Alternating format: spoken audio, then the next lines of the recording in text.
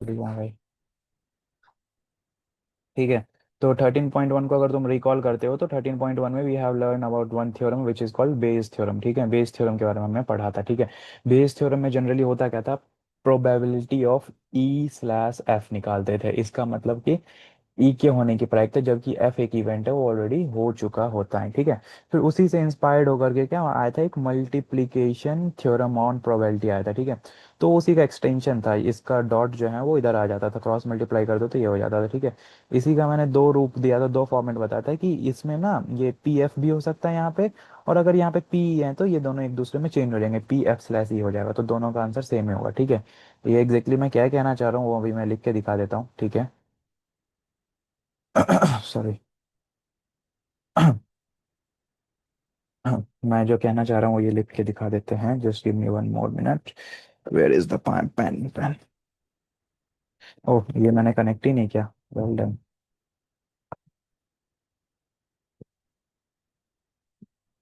Just it will take hardly 1 minute guys.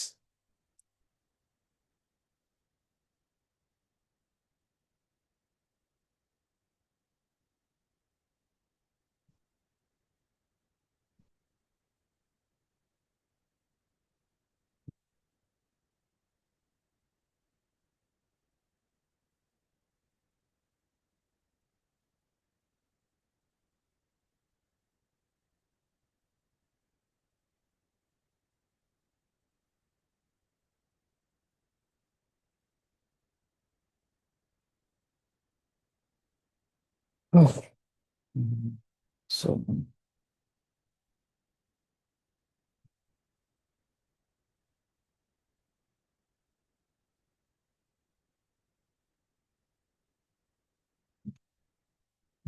Second guys, guys पाँच। Sound नहीं आ रहा है, किसी को आवाज नहीं आ रही क्या? भाई कुछ बोलूंगा तब तो आवाज आएगी दीपक, अभी मैं बोल। हाँ, दीपक को नहीं आ रही थी, मे बी उसका कुछ नेटवर्क ग्लिच होगा। ठीक है, अभी आ रही होगी दीपक, ध्यान से देखियो। ठीक है, नहीं आई तो कोई बात नहीं। हाँ, तो सबसे पहले हमने बेस थ्योरम पढ़ा था, तो बेस थ्योरम में क्या था, Bayes theorem is like this, this was the theorem E slash F. ठीक है, इसका मतलब होता था प्रोबेबिलिटी ऑफ, ऊपर में आता था क्या आता था, बेस प्रोबेबिलिटी ऑफ थ्योरम ई। नहीं हाँ। बेस थ्योरम अभी नहीं पढ़ा है। एक मिनट। मल्टीपल वाला पढ़ा है।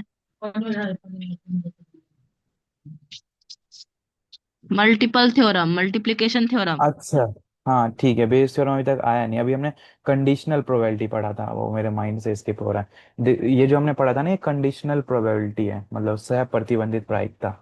प्रायिकता का एक रूप है, उसको कहते हैं, इस टॉपिक को कहते हैं कंडीशनल प्रोबेबिलिटी। देखो, टॉपिक पता होना बहुत जरूरी है सभी बच्चों को। ठीक है, कंडीशनल प्रोबेबिलिटी। ठीक है। ठीक है, हिंदी में कह दो तो सह प्रतिबंधित प्रायिकता। ठीक। ठीक है, this is the one thing. Second thing we have studied, that is actually, that is multiplication theorem, multiplicative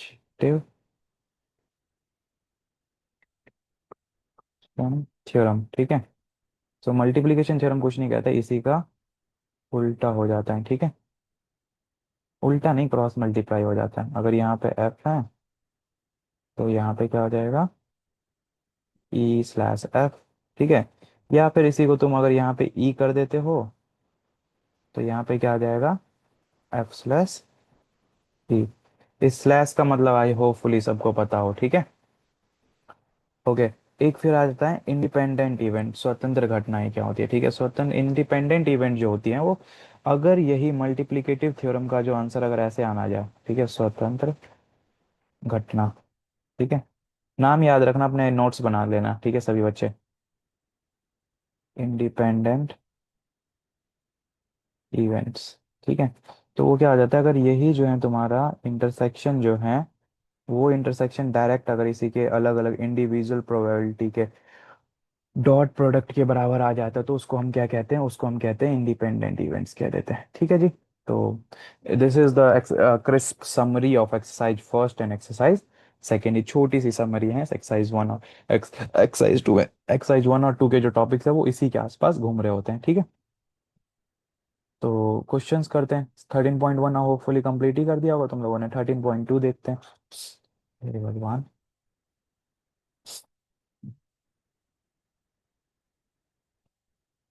हाँ, मैंने कहा था इसके एग्जाम्पल्स पहले करना, उसके बाद फिर सवाल करना।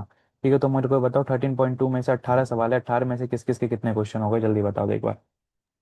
स्टार्टिंग विद सुषमा, कितने करे? मेरे हो गए सारे। सारे हो गए 13.2, बढ़िया। और हाँ। दूसरा नंबर आता है फिर इसका, प्रमोद, कितने करे?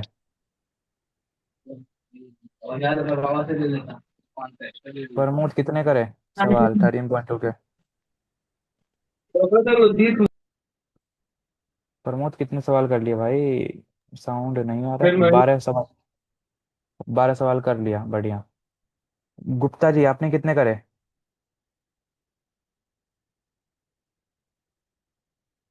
गुप्ता जी, नितेश गुप्ता जी कितने सवाल कर लिए?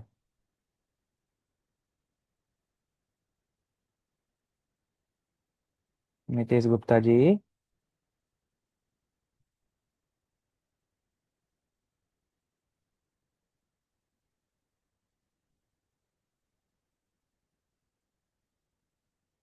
नितेश गुप्ता।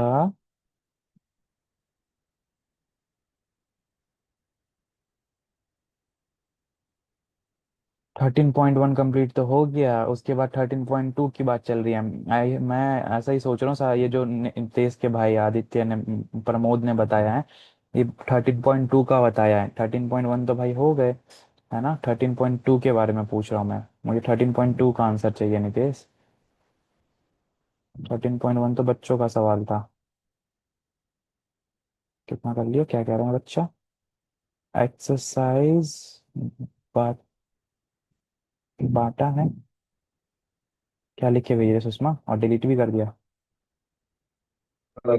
एक्सरसाइज तो पूछो भैया, किस एक्सरसाइज में कितना क्वेश्चन हुआ है। हाँ वही वही वही, मैं वही पूछ रहा हूँ। नित्य, क्या नाम है इस लड़के का? प्रमोद, तूने जो कर रहा है वो कितना 13.2 के 12 क्वेश्चन करे हैं ना? ठीक है। प्रमोद तूने कितना करा 13.2 में से? 12 क्वेश्चन 13.2 का इसने कर लिया। दीपक?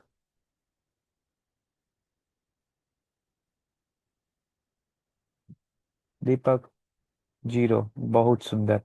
आसपास में कहीं कुआं है तेरे, या कहीं पानी वानी दिख रहा होगा नाली गटर का, उसमें ही तू गिर जा, नालायक। पढ़ना लिखना है नहीं, खाली इधर उधर ध्यान देता रहता है, घूमता रहता है आजकल।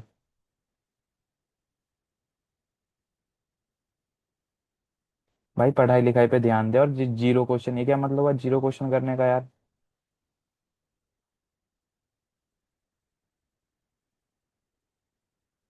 अरे सौरभ तो गोबर है, तो सौरभ के कारण अपनी जिंदगी थोड़ी खराब करेगा। क्या नाम है, हेमंत, तूने कितने करे भाई?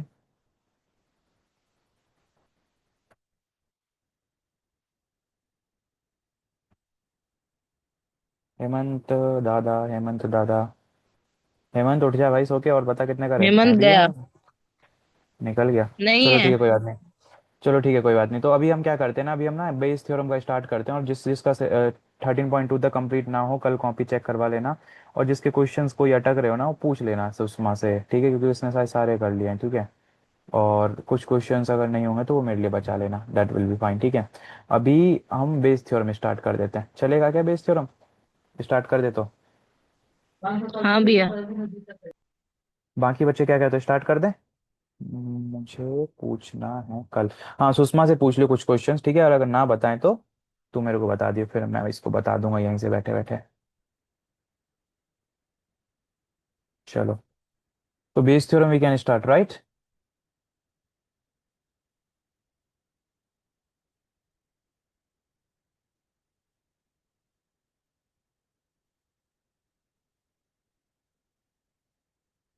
देखो, बेस थ्योरम में कुछ नहीं होता, बस बेस थ्योरम में क्या होता है, जैसे तुमने ये कंडीशनल प्रोबेबिलिटी वाला थ्योरम पढ़ा है, इस लाइन का क्या मतलब, इस लाइन का मतलब है कि प्रोबेबिलिटी ऑफ ई, जबकि मैं सोचता हूँ पढ़ाए और मुझे बताए, लेकिन उसने तो पढ़ाई छोड़ दिया। अच्छा, देखो, probability of E slash A का क्या मतलब होता है? प्रोबेबिलिटी ऑफ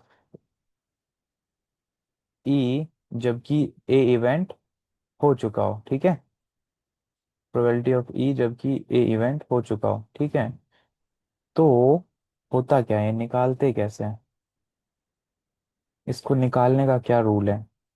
एक बार, इसमें कितने क्वेश्चन है? इसमें है 14 क्वेश्चन आर देयर ओनली, ठीक है। 15 क्वेश्चन है और 15 क्वेश्चन में से ही पेपर में आ जाते हैं एक। इंपॉर्टेंट है बेस थ्योरम, ठीक है। और है बड़ा आसान, एक बार समझ लिए तो। ठीक है, कितना आसान है देखो। तो होता क्या है ना, इसमें क्या होगा, तुम्हें अलग अलग 5-6 तरीके का अलग अलग इवेंट दे दिया जाएगा तुम्हें, ठीक है। और उस 5-6 इवेंट्स में से तुम्हें बता दिया जाएगा कि एक इवेंट जो है वो हो चुका है, ठीक है। अलग अलग 5-6 इवेंट दे देगा, उस 5-6 इवेंट्स में से एक इवेंट कोई सा हो चुका होगा, ठीक है। और फिर कहेगा इस ये इवेंट हो चुका, अब इसके होने की प्रोबेबिलिटी निकालो, ठीक है। तो देखो, इसको अगर अगर इसको हम पढ़ें अच्छे से, कहीं पे इसका डायरेक्ट फॉर्मूला लिखा हो कहीं पे, so where it is actually, देखो, मान लिया ई एन इवेंट है और एस सेट से निकले हुए हैं, एक main source of sample space वो एस है, उसमें से एन इवेंट्स निकाल लिए, ठीक है। और सारे इवेंट्स ई एन जो हैं, मान लीजिए ए एक सैंपल स्पेस के संगत घटना है, तो ए की प्रोबेबिलिटी जो निकालते हैं वो इस फॉर्मूले से निकालते हैं। H is okay, okay. Bayes theorem ये रहा। बेस थ्योरम क्या कहता है? बेस थ्योरम कहता है यदि एन इवेंट्स हैं, ठीक है, किसी एक इवेंट में या किसी एक घटना हो रही है, कोई एक वो है सिनेरियो है, कोई किसी एक कंडीशन में एन अलग अलग इवेंट्स हो रहे हैं, ठीक है। और उन सारे एन इवेंट्स को अगर आपस में जोड़ दिया जाए तो हमारा क्या बन जाता है? सैंपल स्पेस बन जाता है, ठीक है। इवेंट्स का तुम्हें पता है ना, इवेंट्स का सेट बनता है, ठीक है, अलग अलग इवेंट्स के। एक इवेंट जैसे बोल दिया, जैसे मान के चलो हमारा एस क्या है, ऐसे एक इवेंट है, ऐसे इवेंट है, कैसा ऐसे इवेंट है, मान लो कि लूडो का डाइस है ना, वो हो गया, ऐसे इवेंट हो गया। तो E1 इवेंट जो हो गया, एस वो हो गया तुम्हारा लूडो का डाइस, यानी 1 से लेकर के 6 तक आएगा, ठीक है।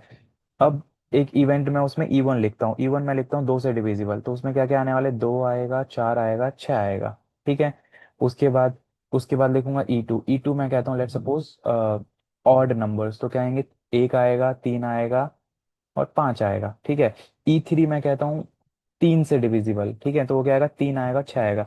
अब अगर मैं E1 E2 E3 को अगर मैं ज्वाइन कर दूं, मर्ज कर दूं, यूनियन निकालू, यूनियन जो तुमने पढ़ा है पहले से, तो हमारा क्या आ जाता है? एस सैंपल स्पेस बन जाता है ना, सारा बन जाता है, सैंपल स्पेस के सारे एलिमेंट्स आ जाते हैं अगर हम सारे इवेंट्स को।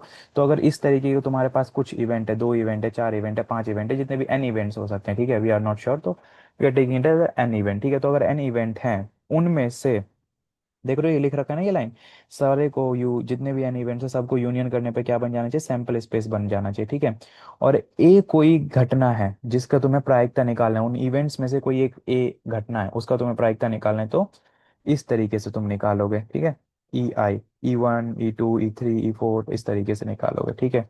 तो ये एक फॉर्मूला है, अब इसको निकालते हैं क्वेश्चंस के थ्रू। Let's do it, one question. So देखो, दो two bags are there, okay, ठीक है। तो एक बैग 1 है एंड दूसरा क्या है? बैग 2 है, ठीक है। इन दोनों बैग में क्या है? एक तो लाल बॉल है, ठीक। मैं एक बार स्क्रीन यहाँ पे क्वेश्चन पे कलेक्ट कर लेता हूँ, इट विल बी गुड।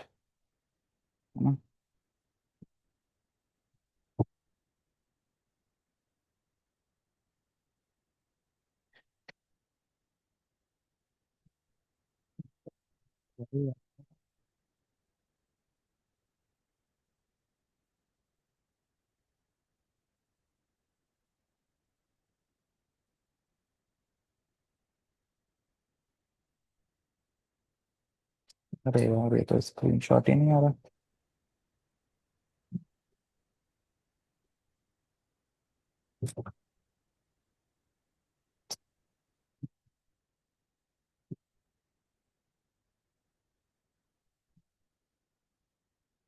हाँ, हाँ, अभी आ गया ना। इट्स अ बिग इमेज, लेकिन ठीक है, काम चल जाएगा अपना। देखो क्या कह रहे हैं यहाँ पे, कह रहे हैं कि 2 थैले हैं, ठीक है, थैला 1 थैला 2, ठीक है। एक में तो 3 लाल हैं और 4 ब्लैक कलर की बॉल हैं, ठीक है।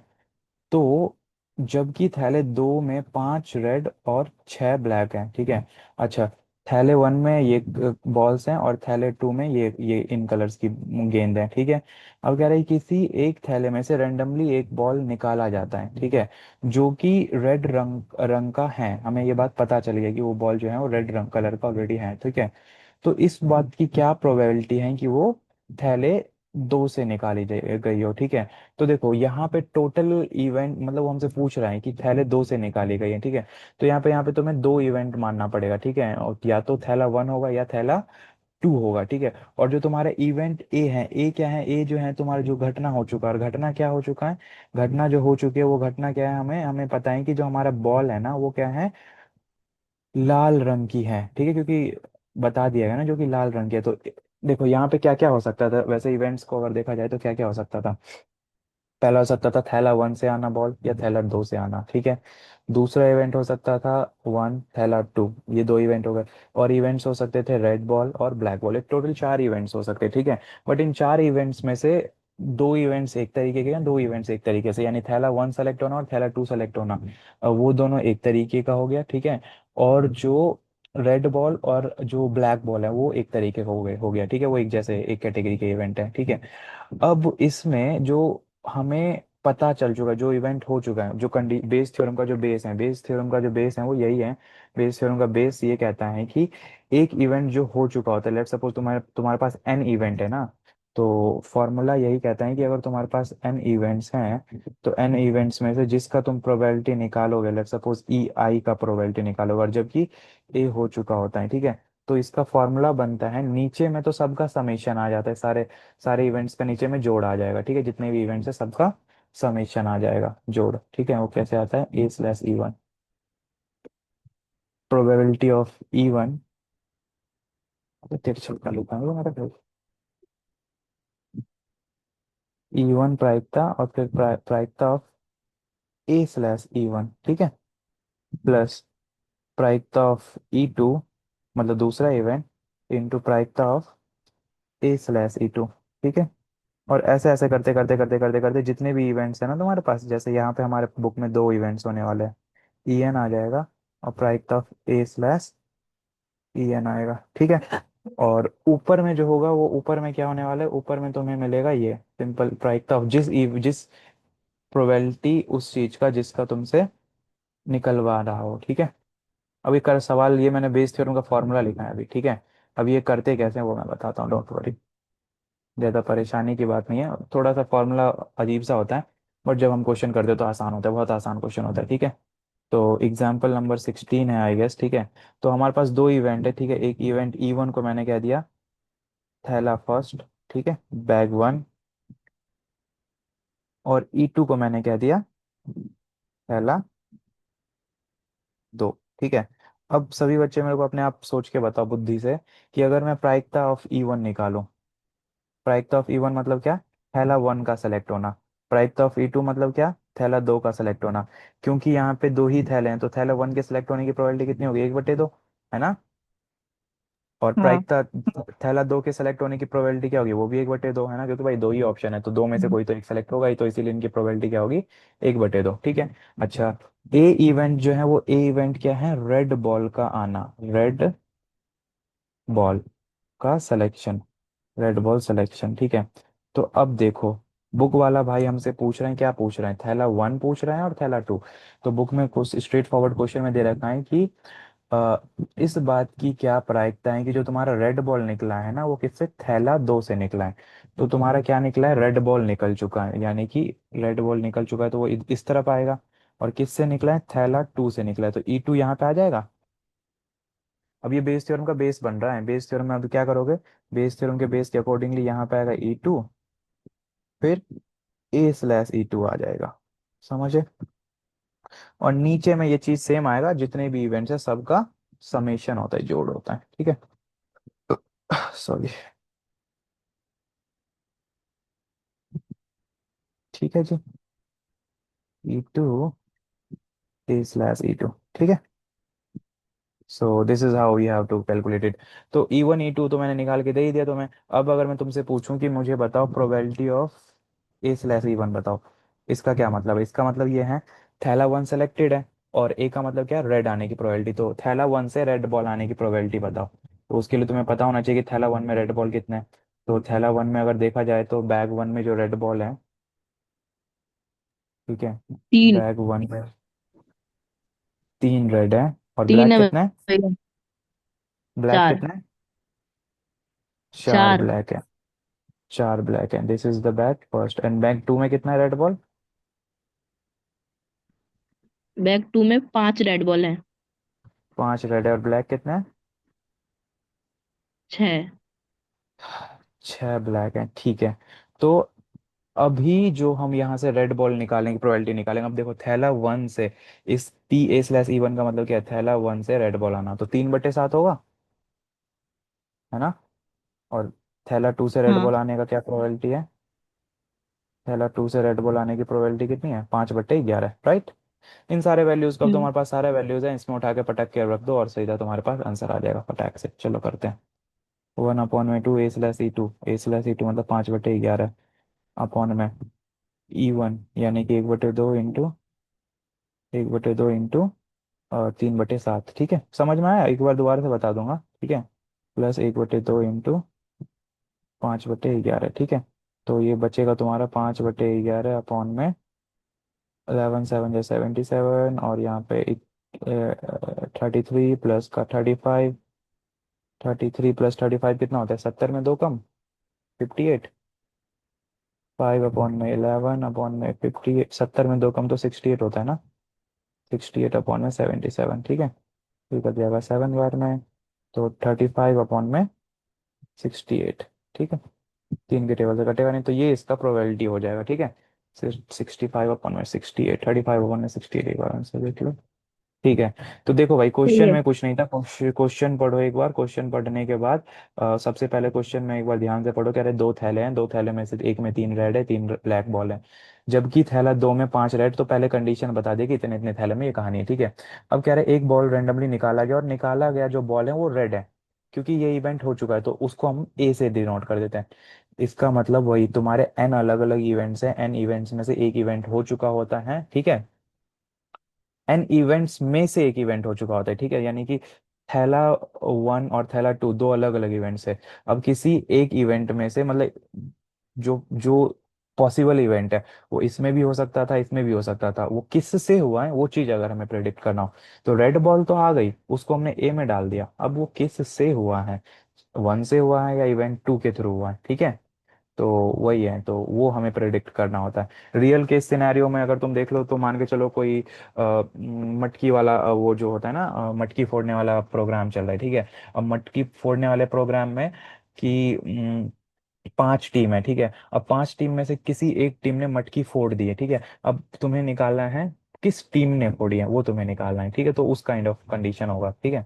तो वही ये कह रहे हैं कि ऑब्वियसली जिस टीम में ज्यादा नंबर ऑफ मेंबर्स होंगे, उस टीम के ही ज्यादा मटकी फोड़ने के चांसेस होंगे। वैसे ही यहाँ पे भी पहले बैग में 3 रेड थे और दूसरे में 4 ब्लैक थे, फिर 5 रेड थे, फिर 6 ब्लैक थे, ठीक है। तो वही पूछ रहे हैं कि ये थैला दो, इस चीज की प्रोबेबिलिटी निकालोगे, ये जो बॉल निकली है रेड बॉल, ये थैले दो से निकल के आई है, ये इस चीज की प्रोबेबिलिटी कितनी होगी? 35/68। फॉर्मूला लगाया E2/A, ठीक है। दो इवेंट्स डिसाइड कर दिए, E1 और E2, ठीक है। और इस तरीके से एक को वैसे कर दिया, और फिर बस करते करते गए, सिंपल सिंपल सा था। क्वेश्चन पढ़ो और करो। E1 E2 E3, जितने भी पहले डिसाइड करो, E1 E2 E3 E4, जितने भी मैक्स टू मैक्स 4 इवेंट जाते हैं, आज तक 4 से ज्यादा गए ही नहीं है। और मोस्ट क्वेश्चन, बहुत सारे क्वेश्चन में 3 ही इवेंट रहेगा, E1 E2 E3, ठीक है। और फिर एक ए, ये 4 चीज पता होने के बाद ये फॉर्मूला अप्लाई कर लो, और इस फॉर्मूले में पहले तो E1 निकाल सकते हो, E2 निकाल सकते हो, इंडिविजुअल प्रोबेबिलिटी। फिर A/E1, मतलब ए जो हो चुका है, जबकि E1 के साथ है, देखना तुम इधर वाला भूल जाना उस टाइम। फिर जब E2 का निकालोगे A/E2, तो इधर वाला भूल जाना, फिर ऐसे करके निकाल के और फिर सीधा आंसर निकाल देना, ठीक है सिंपल।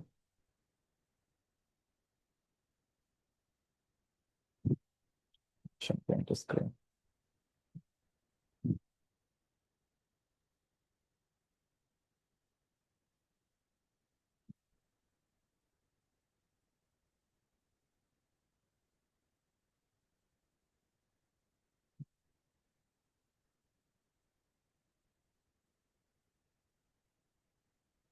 ठीक है। नेक्स्ट।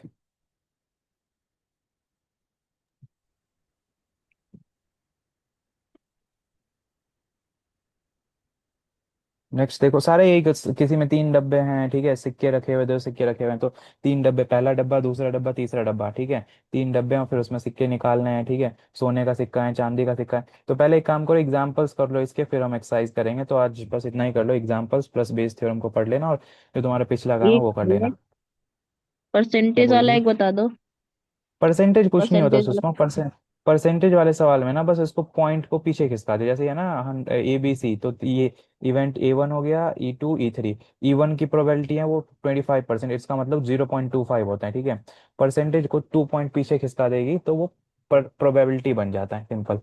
ठीक है। हम्म, ठीक। तो हाँ, बस 2 पॉइंट पीछे खिसका दो, डायरेक्ट प्रोबेबिलिटी बन जाएगा, ठीक। तो चलो ठीक है, फिर कर लो। 1.25% का मतलब 1/4, 35% का मतलब पता नहीं, 50% का मतलब 1/2, पता है ना क्या कर रहा हूँ मैं यहाँ पे? 100 से डिवाइड हाँ। कर दे रहा हूँ, तुम्हें सीधा मिल जाएगा आंसर, ठीक है।